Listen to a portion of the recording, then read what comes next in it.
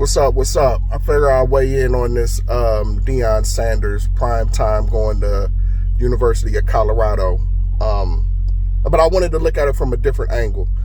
I made a post earlier this week congratulating Prime, going to Colorado and saying how he's not, he shouldn't be the only person that has to save all HBCUs, right? I want to look at this from a different perspective because, number one, stop calling him a sellout. All right, we're not going to do that. All right, he black just like we black. Okay, and he made a choice to advance his career. He has ambition. Nothing wrong with that. Stop calling the brother a sellout. We got to stop that. I can understand why some people from Jackson State and from HBCUs are upset. And it got me thinking about the bigger picture. Not just, he took an opportunity, he got more money, he wanted to become a Power 5 coach. I wanted to look at it from a civil rights historical perspective and a bigger picture. Once again, congratulations, Prime. You did your thing. You got where you wanted to go. You did what you wanted to do. And I don't fault you for that. What I want to look at is the bigger effect of it, right? So, back when Jackie Robinson broke the color barrier and went into Major League Baseball, just a little history lesson. It was a white guy who saw his potential and broke the color barrier and brought him into the Major League Baseball, Jackie Robinson. His name was Branch Rickey. He's a white guy. He's applauded and everybody celebrates him and they say, oh man, you was the one who gave Jackie Robinson a chance. Awesome. But let's look at what it did to the Negro Leagues, because anybody that knows baseball knows the best players were in the Negro League. Satchel Paige and all them. The best players were in the Negro League. So he found Jackie Robinson, the one who had to endure all the racism, the slaps in the face, the spitting at him, all the racism to break that color barrier to go into the major leagues. But what did that do to the Negro Leagues? It almost cut the feet from underneath them. So now they said, we can go to the white man's league now, Major League. Now, I know this may ruffle some feathers and some people may, be upset because I'm bringing race into this, but it's very, very pertinent in our community. So if it offends you, I'm sorry. Actually, I'm not sorry. I'm not sorry. It is what it is.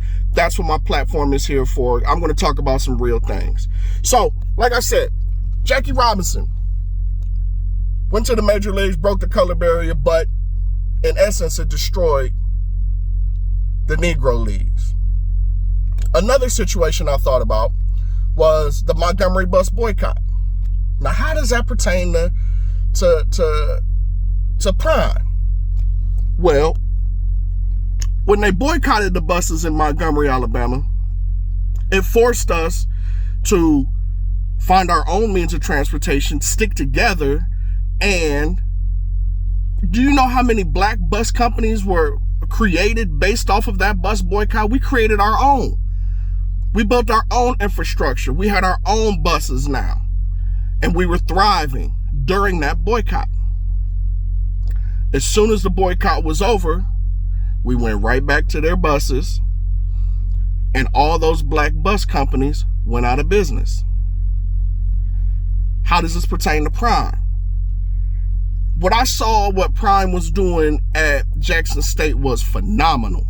Okay, and we all saw it. Everybody loved it. I saw y'all supporting it. I supported it. Everybody supported it. He was building an infrastructure that only he could do. Now you say, the next man has to step up. How many Deion Sanders are there that have that kind of pull, that have that kind of star power, that chose to go to the HBCU and build it up? There's other ex-NFL players that's coaching. Hugh Jackson is over there at Grambling. Eddie George is over at Tennessee State, but they're not Deion Sanders. Deion Sanders had that star power brought the #1 recruit in the country. Nobody had ever done that before. Brought the #1 recruit to Jackson State. And you say, oh yeah, he made Jackson State better. He did. It was awesome. He pumped money into that infrastructure. They had funding. They got new fields. He was bringing Gatorade, Walmart. Everybody was in there. And then he left. Is that going to continue? He took the best players from Jackson State and went to Colorado. That's going to build their school up. Now, what he put in place at Jackson State, that's not going away. Those facilities he got, those are going to stay. But you took the best players. So what's going to happen to Jackson State now? Is Jackson State going to become like the Negro League when Jackie Robinson broke the color barrier? Is it going to be like the black busing companies in Montgomery, Alabama after the boycott ended and those black busing companies went out of business because we pulled the infrastructure that we had created?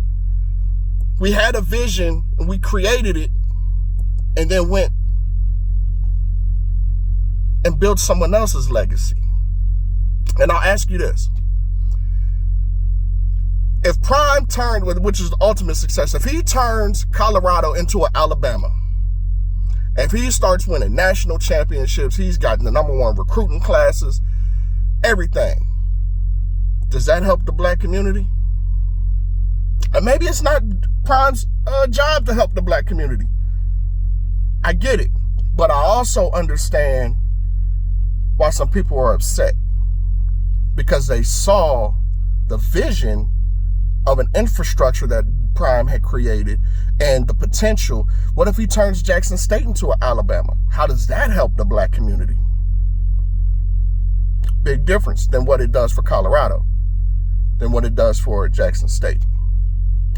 That's my only issue with what Prime did. Only issue is the bigger picture of how what we were sold. I mean, he did say he came down there, Jesus sent him down there to be the savior for HBCUs. He did say that. I ain't making that up. He did say that. And maybe God's vision for him was only for 3 years. I don't know that. I wasn't in that conversation between him and God. So I don't know what was on his heart or how long he was supposed to stay. I don't know if there is a set amount of time he was supposed to stay, but I do know the infrastructure was starting to be built and then we pulled it away. I hope we can continue it. I don't think it will. And that's because we don't have Deion Sanders just growing on trees everywhere. I'm sorry. They have that kind of pull, that kind of acumen that can do those type of things. He was one of the very, very small percentage that could do. Because if it was easy, Jerry Rice would have did it. If it was easy, Emmitt Smith would have did it. If it was easy, Shannon Sharp would have did it. It's not easy. And I think the person who could have done it was Deion Sanders, and he made a choice, which he is fully allowed to make that choice. For him, his family, his son, whoever, he's allowed to make that choice. But it disappoints me that we were laying some groundwork and we were really starting to get some traction, and then we got off at the exit and took a different route. What are your thoughts? Let me know what you think. Hit me up in the comments. Let's have a topic of conversation. Let's talk about it. All right, peace.